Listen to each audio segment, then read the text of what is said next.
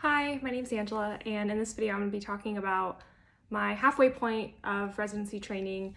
So far, at some point I crossed the halfway point, and so I did a quarterly check-in, and now I'm going to do like a halfway midpoint check-in just to give you guys an idea of what it's like kind of halfway through residency and how I feel. So currently I'm a PGY1, ambulatory care track resident, and so far after the last quarterly check-in, I've had two more rotations. One's in the inpatient, so I had my first inpatient rotation. The other has been in the ambulatory care setting in a specialty clinic. And then now I am finishing up what we call like research month, where we work on projects.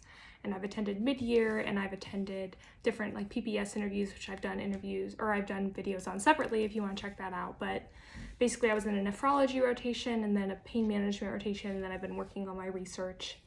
I also did a video on the inpatient workflow that I kind of developed when I was in the nephrology rotation if you want to check that out. But you just keep on doing the other longitudinal things that you're required to as a resident, such as staffing and then attending the committee works and the committee responsibilities that you have. We still have to do pharm academic logins and or evaluations and stuff and update things. I met with my mentors and I started this whole PGY2 search process, and I submitted my applications a couple days ago.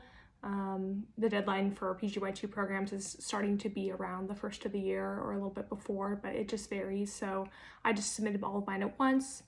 And so research has been the focus of this month in December.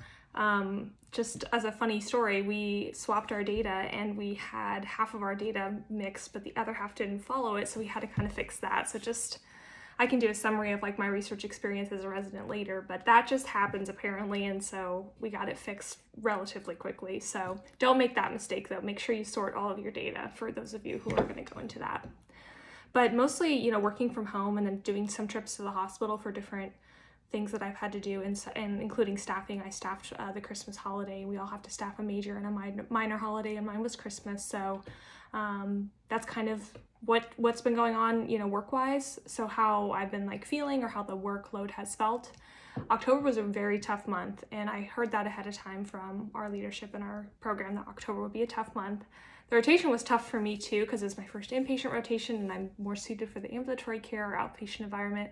But it just seemed like deadlines came out of nowhere, and I didn't know why they were so soon and why there were so many, and just a lot of things to finish up in that time. And it just felt like I was in like the trenches, and I was just like on the daily grind of getting stuff done. And I missed going home just because I live away from home and I'm not in a residency program in my home state. So that was tough. Research kind of kicked up, and then the PGY2 applications was something on top of that. And other people who were doing early commit had that as well, but just different workloads. And so it still was a good experience, I think that I reached out to family a lot virtually. And so if anyone goes through that experience, I would definitely lean on your family and tell them you might need a little bit more support, a little bit more phone calls, and they can help you out. And then your coworkers, honestly, my coworkers are the best at trying to make me feel still very welcomed and happy during the holiday season, and we talk to each other, trying to make it feel as much like Christmas as we could in the pharmacy. So the application process for PGY2s, if anyone wants, I can do a video on that, but really it was the same as last year, only a little bit of different nuances, adding a little bit different things.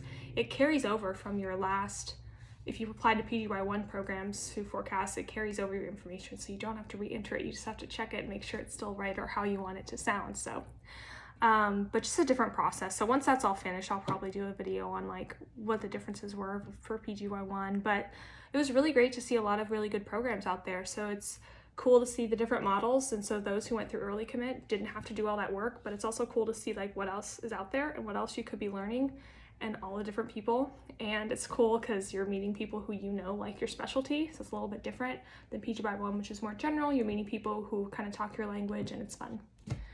So it really kind of flew by this second quarter. I remember the days and the weeks when I did not want to go into work. It was stressful, but more and you feel more competent with with a quarter under your belt. So the days get a little bit quicker and a little bit less stressful, which is good.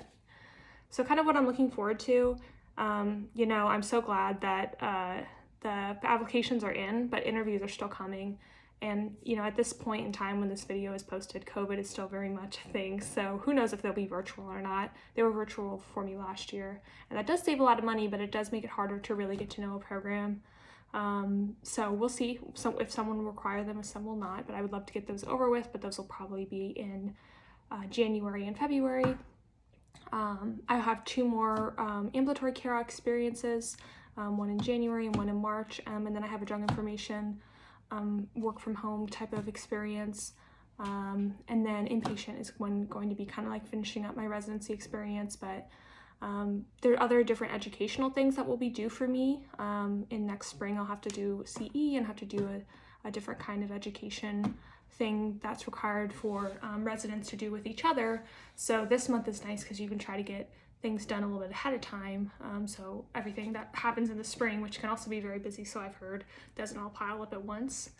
But I'm feeling a little bit, definitely after the holidays and getting to relax more and not being on a rotation has helped a lot. So I think it's great that programs have things like this. If you're looking at programs and wondering what would be really beneficial, I think something like a research or a project month or even just a couple project days is so helpful. But make sure if you are you're a resident and you're working, you know, maybe this is your first holiday that you've worked away from home and away from family, you know, try to do your best to make it still feel like a fun time and know that this is just temporary and it won't always be like this. It's just a interesting, novel time when you are a resident and you have to go through these kind of things, unless it's a career that you go into that you're going to have to always work evenings or holidays or something like that. But otherwise, you know that it's just temporary and it helps you get through it a little bit more. But I've definitely had just the best support through this whole process. So make sure you find those people before you go into residency and tell them, look, this is gonna be hard, but will you support me through it? Because I think quarter 2 is definitely harder than quarter 1 when it came to needing that support. So that's just kind of a check-in. Hopefully that's helpful. Like the video if you liked it. Share it with someone who you think it could be helpful for. But otherwise, I will see you guys next time.